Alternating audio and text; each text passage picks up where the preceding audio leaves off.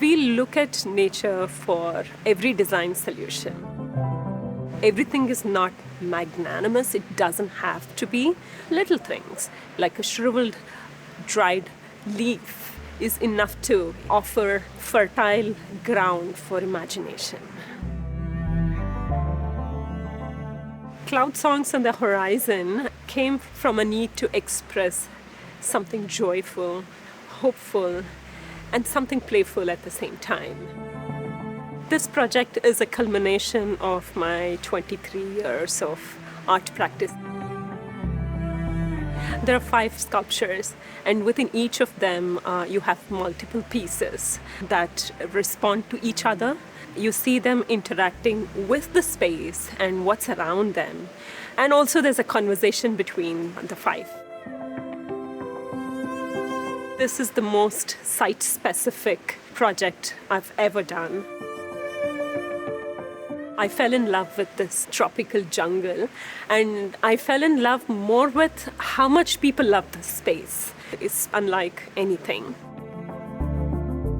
I didn't want to feel that, okay, I have to make the biggest sculpture in the world to be able to be seen. But how do I blend my sculptures into the surrounding in a respectful way to what is around and yet have its own voice? As I spent more time, I thought, how can I add more to that journey and encourage people to move around and discover more and see things from multiple viewpoints? It has been amazing navigating this space and the technical challenges. It was really interesting to see how the riggers managed to lift the sculptures up in space without any lifts and simple equipment. Because you generally install your sculptures yourself. Right, I do, yeah. Yeah, I think it's an essential technique for me. I have to get my training in rigging now.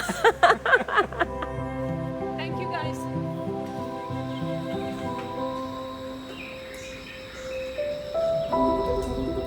It was 16 years ago that my husband and I left the city.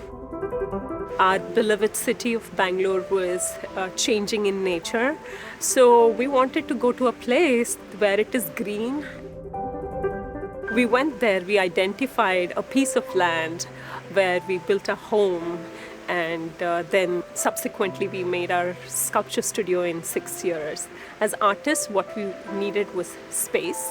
And I've not separated life and studio that much. My children are in the studio, I'm at home, and things keep mixing. And I don't think you can barricade or you can put life into boxes. Making sculpture is part of everyday life. And my materials also come from everyday materials. And I've been working with stainless steel and muslin for almost 2 decades now. I have an idea in my mind, which is 3-dimensional. Then I break it down and make it into 2-dimension. And when it is fabricated and folded, it becomes 3D. The teak sculpture that you see in this exhibition is made from an old pillar.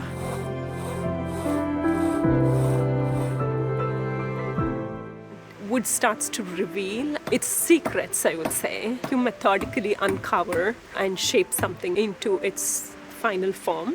I just use a simple chisel and a mallet and hammer things away. I use files, I use sandpaper. The harder the material, the shinier it ends up being when you finish it. There's so many plants around here. There's so many things. It's so unlike a white cube. Shadows, which are an integral part of my sculptures, were not going to happen. I also had to think of color, because what would stand out in this space and not get diminished? In the last piece, I introduced these very vibrant colors that are made from pomegranate skin and madder root. We cannot be separated from the natural surroundings. We need to have that for our species to thrive. I'm really curious to see what the response of audience will be.